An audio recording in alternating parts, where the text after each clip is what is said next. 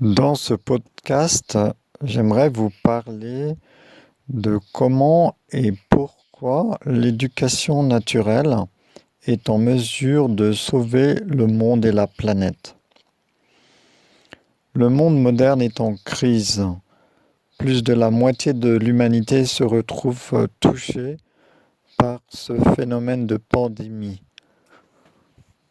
Pas forcément directement, mais par le fait de subir des décisions de confinement qu'elle n'a pas choisies.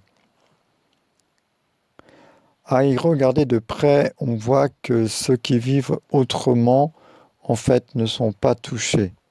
Ceux qui vivent comme nous à la campagne ou sur des îles, loin des cités urbaines.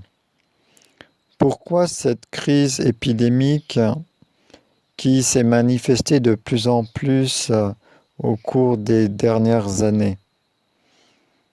Je crois que c'est pour que le monde change.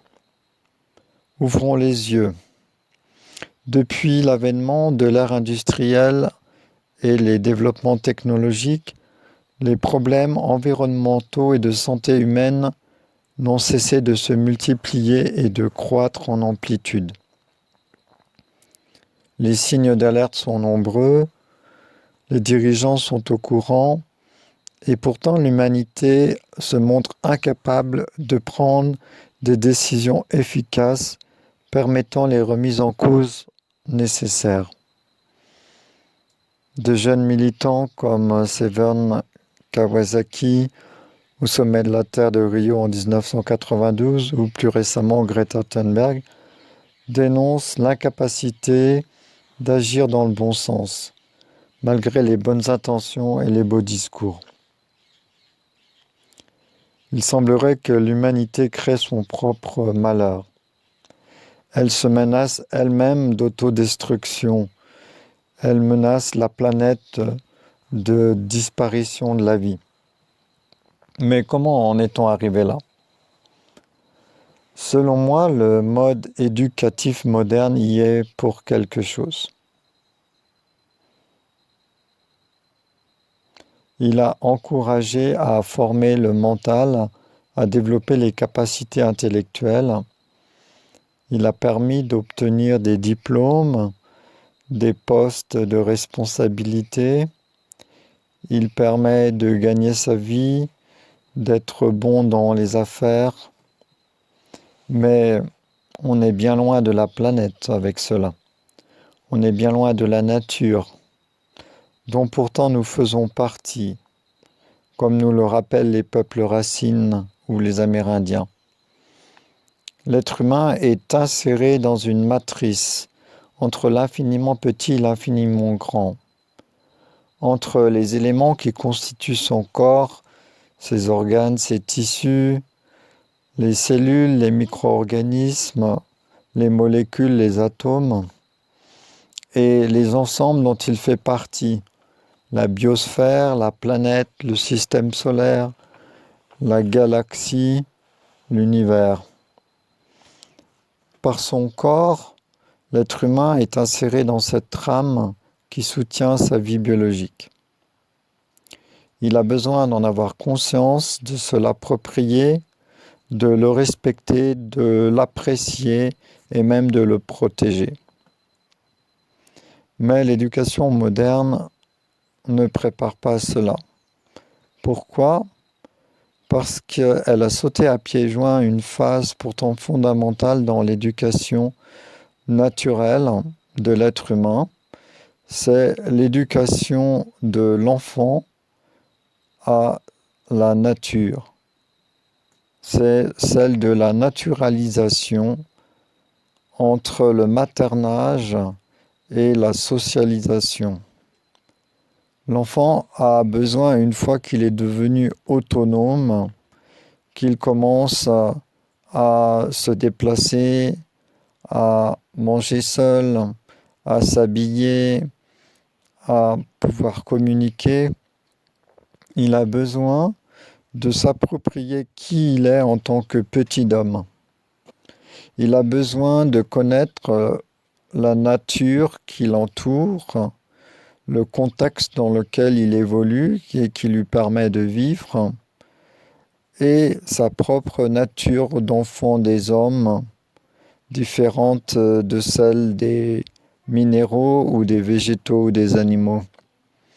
Il a besoin de grandir dans la confiance en lui-même et en la vie, entre sécurité et liberté, afin de découvrir par lui-même qui il est, ce qui l'anime dans la vie, sa raison d'être, pourquoi il est venu s'incarner sur cette planète, ce qu'il est venu apporter au monde. Élevé ainsi, l'enfant se prépare à devenir un adulte confiant et centré sur son propre chemin, motivé pour contribuer à la société avec ce qu'il a de meilleur, son authentique nature. En éduquant les enfants ainsi, nous contribuons à créer un autre monde, un monde nouveau comme je l'appelle, un monde de personnes reliées à leur âme et connectées à la planète. Ces personnes devenues adultes forment un monde harmonieux où chacun est à sa place, non pas du point de vue de l'organisation humaine pensée et créée par les générations précédentes, mais du point de vue de la source, du Créateur, de l'intention divine à l'origine de toute vie et de la vie sur Terre. Ce monde est naturellement harmonieux et préserve l'harmonie avec la planète, car il sait par son vécu pendant l'enfance qu'il est lié à sa mère la Terre. J'aime beaucoup donner l'exemple de la famille Erwin que nous avons découvert quand nous vivions en Australie avec nos 8 enfants d'alors. Le grand-père Bob était plombier en ville, sa femme infirmière. Ils ont tout quitté pour partir dans le nord, acheter un bout de terre et y recueillir des animaux blessés pour les soigner.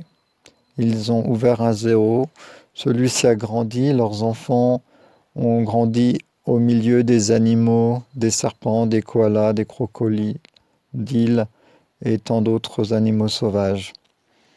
L'un de leurs enfants, Steve, a suivi son père dans ses expéditions.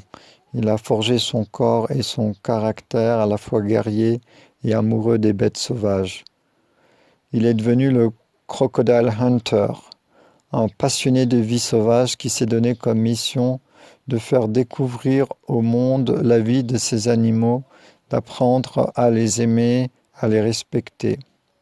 Steve a changé la vie de ses proches et de beaucoup de personnes avec qui il travaillait, des personnes qui l'ont connu, qui l'ont vu à travers les vidéos et les documentaires qu'il a produits avec sa femme et ses enfants, dans lesquels on voit sa passion et son enthousiasme au service de la vie. Sa fille Bindi a repris le militantisme de son père à sa façon, en contribuant également à la conservation de la vie sauvage. Quand tous les enfants du monde bénéficieront d'une éducation qui prend en compte cette étape importante de la naturalisation pendant l'enfance, avant la stimulation du mental et le développement des connaissances abstraites, alors le monde deviendra capable, à mon avis, par ce retour vers la nature, de rétablir l'ordre cosmique dans la civilisation planétaire. Cet ordre existe déjà pour certaines personnes qui sont ajustées avec leur âme, avec ce pourquoi elles sont venues. Dans tous les domaines, cela existe dans le domaine des artistes, des entrepreneurs, des scientifiques, des agriculteurs, etc. Mais ce monde de personnes connectées doit venir s'imposer dans le domaine politique, dans la sphère économique, dans le domaine financier et civique, et dans la justice, afin de structurer la nouvelle humanité pour que réellement elle devienne normalisée avec l'ordre universel.